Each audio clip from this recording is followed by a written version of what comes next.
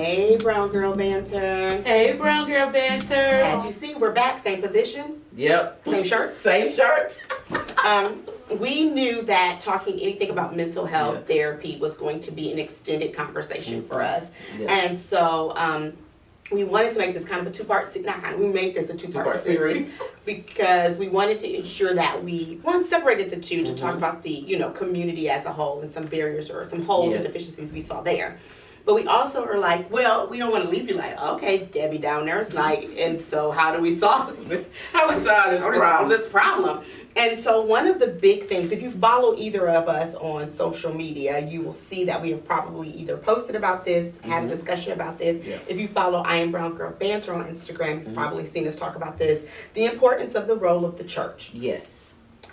So yes, it is the responsibility of therapists to get out there and talk about it and, have conversations that could be difficult. It is your responsibility as family and friends and loved ones to have those conversations when you see someone struggling, to recognize it and not be fearful to say, hey, and I also challenge, we said, we think it's important for not just therapists, I should say anyone in the helping profession. Oh, yes. So you're a primary care physician, an ER doc, if you're whatever you are. If you're a nurse, But it's important to have those discussions with your patients as they come in to say, how are you with this? My OB is good at that. Love her. She is always checking in. Yes. Always checking in about my symptoms. So, but community-wise, as a race, we all know, and this is not, I hate to, again, we got to do it. This is opinion-based. So don't go back and be like, no, we're not factual. This is all based on It's our opinion. The black church is where a lot of things start. Oh yeah, because it's the bedrock of our community. It is the hub. Yeah. It has been the hub since slavery. It has, been what we go to in perilous times. Yes. We do it. Shout out to Dr. Way. Yes, it is what we go to. It is our faith. It is our belief in God. It's our belief in healing. It's our belief in restoration and deliverance. Yes, all of that. All of that. And you know what? We believe that too. Yes, we do. We most definitely do. A beautiful thing. Faith is, whatever your faith is, faith is a beautiful thing. Because it's a component of healing. Yes. Your faith is a component of your healing. So what does that look like? Yes, and that higher power, right? That I don't have to carry the load of something by myself. Yeah. And so important. All that and, right? I don't want to say but or however I want to say and. Yes. The black church. Yeah. And what's the responsibility of the black church when it comes to educating, equipping, giving resources out around mental health? Because we do know that in the black community, if the pastor said it, it's truth. It's word. It's bomb. I had a lady, I was at a, fair or something, I don't remember. And so this lady comes to me, and she's probably a little older than me, maybe. And she's like, well, I went to Mega Church's event, and she's like, they had a whole symposium section on mental health and the importance of seeking out therapy or helping the community for these particular symptoms, and have people there to speak and so, which is what compelled her to come to the booth I was at. Okay. Because if this mega church pastor said this, it was okay. She said it made me and my friends feel like it was okay.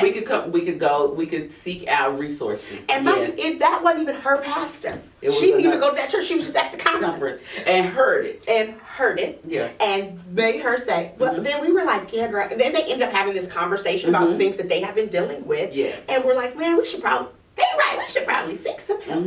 But it took going to a conference out of state with a mega church pastor having a seminar on it. For her and her friends to feel like it was okay. That was okay because to seek help. Because permission was given. Because I always make a joke. I say if the pastor goes out and would say the sky is purple, people would go outside. The sky could be blue, it could be brown, it could be gray, it could be, but someone is gonna see that purple. They're gonna like, Right he here, said the back and sky forth. is purple. So so for speaking it from the pulpit, because I love when I'm in a service and pastors start talking about mental health, and especially when the pastor has done their research and talking about like mental health symptoms, things that impact us on a day-to-day basis as Christians, as people of faith, because life gets a challenge. And when they're talking about it, they talk about these things and they give examples, or especially when the pastor talks about that they've sought out their own therapy. I'm like, oh, did he say he went to therapy? Or did she say she went to therapy? I'm like, okay, it's going to be a shift taking place. Yes. Within the people sitting in the pew. Now, on the other hand, the challenge is when I've seen situations where they open up the altar for prayer, for depression, for suicidal thoughts, for anxiety, and we have prayer, but then don't give the next step or the resources that are available within the community. And I remember I was part of a service and that happened, and actually a friend of mine that is in another profession, but after that situation came up to me and said, you know what really would have been great is if they had resources like, it could have been a one-sheeter saying, hey, these are some things that you can do, and these are some services that you can get within the community or within the church, or contact this person and we can help do some resource linkage. And the other thing, and this friend of mine also said it would have been great if we had on that time, if they had therapists or resource like community mental health agencies set up and said, well, when you leave out of here, there are people in the vestibule. That's what we like to say. That's that word. That's what we like to say. That they are there for you to get, get assistance, and you can grab some information from them. You can make your appointments. Those things, because as we said in the earlier episode, is that we are a collaborative community group of people. Right. That's what we believe in. So why doesn't it go together? Why doesn't it? And I'm like, okay, so one of mine, and hers too, is that scenario, right? We're going to pray, and then we're going to like send them back to their seats, right? Yes. Like, okay, so that drives me nuts because that is a great gesture. Yes, it is. And I believe in prayer. Yes. But you also are kind of just adding to the idea and concept. If you don't give the tools, if you don't give what's next, you're just really saying, and I pray over this, and I pray over that, and I pray over this. Go sit down. See, we prayed over it. You're good. Yes. And I also believe that is a form of ignorance because you don't know how much shame, how much guilt, that a person is carrying about it. Especially especially when you come down front to the altar. Yeah. So you prayed for it. You didn't give them any next steps, and I'm already feeling shame about feeling that way. So I'm just going to go back home and hope that prayer works. Suffer in silence again. Yeah. And so I y'all know my phrase is ignorance is bliss, right? I believe it's just not knowing, right? What to do. I think it's like, oh, see, I believe in mental health. Look at what I just did. Versus maybe educating yourself on how to effectively help your congregates. Yes. That's important. And so important. I almost like want to run down like, okay, take the mic. Like, that was right. All right, wait a minute. That's a break. I really want to just take over on the microphone. Now, they would probably kick me out the church. They'd be like, oh, she got one of them spirits. That's what they'd be like, I tackle you before you get down into the mic. They like, get back. But I want to do that so bad because I feel like you have just got them all, whatever. Opened up some wounds or some trauma, things. Yes, anything. trauma. Yeah. And like, so I mean, I want to believe that it is, I know it is, I know for a fact that it is definitely not done intentional, but if the church is really going to be in the forefront of mental health and helping clinicians and doctors and whomever come together, then we got to like work on a plan as a together as a community, because it's not that we want to take the space of the church. And I know for a lot of ministers, it's not that they want to take over the space of being mental health counselors, because I know quite a few ministers and they're like, I want to know about resources, because sometimes people bring in some heavy things that, one, I may not have time to handle, or I don't know what to do. Right. Because I remember I asked some people I know that actually sit like they're deacon and deaconess, and I asked them, I said, did they give y'all a list of like resources in the community? Like if somebody was to call you and said they had suicidal thoughts or homicidal thoughts, I said, what's your protocol? What is it that you're supposed to do? And they were like, and I was like, it's simple. I said, there's some simple numbers that you need to know. I said, because if somebody calls you at 2 o'clock in the morning and say that I'm thinking about harming myself, what am I supposed to do? Because a lot of times the first place that people are going to reach out to is to the church. Yep.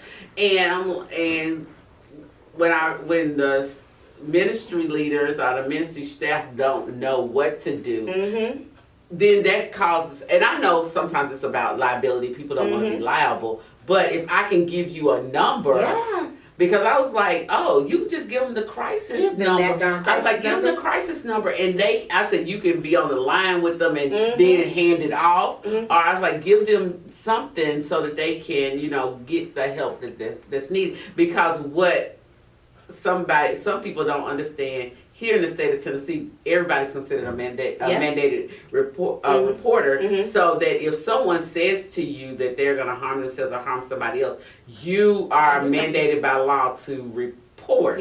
You're supposed to get them the help that they need. So being able to know, like, who do you get, for suicidal thoughts or like mobile crisis numbers, those are things that you can do to help a person. I agree with that. And I think churches try to work on crisis intervention. Like, oh Lord, if somebody's at the church and they want to shoot or shoot dude. But it's like, and I think they plan for that the best they can. Like you said, they're not great at that either. But it's like, and so I like they can focus in on crisis because that's immediacy and that's urgent and it's whatever. But you have a church full of people hurting. Let's talk about intervention and prevention. And so I believe that, I'm trying to think if I want to tell this story. So I was talking to a pastor's wife, and at the time we were talking about something about how to provide resources to people in the congregation. And the first one of the things the pastor's wife said was like, well, I don't think we should use that word because people are like, I ain't crazy. I'm like, oh, when I tell y'all like that stabbed me like all in my heart. I was like, okay, did the pastor's wife just say that? And I was so hurt because I felt like if we're trying to take on this role of being, if the church is going to try to take on this role of being, we are, what is not innovative, but we believe in mental health. We're gonna have to change your terminology, and we have to call a spade a spade. Yes. We can't try to sugarcoat this into mental wellness. To mental wellness. We can't try to sugarcoat this into when it's truly mental illness. We gotta call it what it is, because if we don't, we're going to still have the same problems generationally that we've been dealing with. And especially, we know that within the Black church, we talk about, let's break generational curses. Yes. And let's do this thing so we know these things are passed down. So what are we doing to kind of stop it, slow it down? Yes. We may not be able to eliminate it, but we can slow it down through education, resources, and different things that if we work together, come together as a community of helpers and healers. Because I believe, pastors are healers, mental health professionals, we're healers, we're helpers, we flow up under that. We flow up under that that work. So we come together and work, and because it depends on what school most pastors go to, they may not be taught That's about true. how to handle mental health, mental illness. From the pulpit, but then you have some that go on to school and they get taught some things, but not to the degree that we've been taught, because we go through 3 years of learning plus if you So go a you little get further. a doctorate, Right, a little bit more. right. You get that extra layer, but it's some things that if we join together, we can really help our community Right. to be healed, to grow, to be more open. Exactly, I agree. Yeah. I agree, and I think like we were saying, like, okay, so what's the role of the church? Well, I believe the role of the church is to educate, right? Like, Education. one is education, like you said. That's prevention, right? That's intervention. We have to, and ministers cannot be afraid to call it what it is, right? But how do you do that? Well, you need education too, right? Yes. You need to bring in people who specialize in the work. The work, and be able to explain, like what you said, right? Like the mental wellness and mental health, like that spectrum and what that looks like, right? And then how do we effectively incorporate that into our ministry here at the church? Well, you know, what does that look like? And, you know, what steps do we need to do to take that? Now, I'm not saying pastors take that on by yourself. I'm saying, you know, bring it together. bring it together. We have committees for everything else. We got a committee for everything else. I mean, So our ministry for everything else, but we need a ministry. We need ministries to help bring that, because we need people.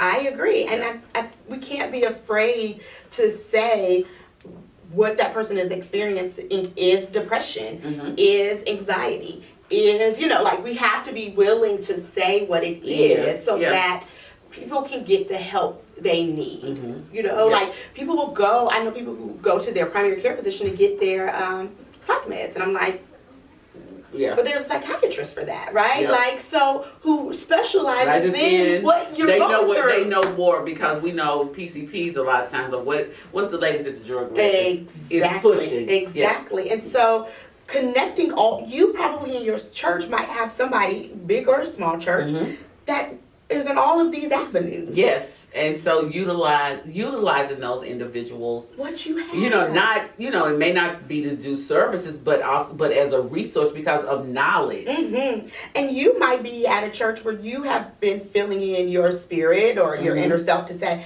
man, what can I do? Yeah, and I mean, like, and I don't even want to just say a church or synagogue. I don't care where you go, right? Where's Jehovah's Witness go? They go to the Kingdom Hall. To the Kingdom Hall. Wherever you go, you might be feeling in yourself to say, you know, hey, we need this here. Because I was talking to Sister so-and-so, or I was talking to so-and-so. We need to bring some resources in. So it's really like bringing resources in, and then also filtering resources out.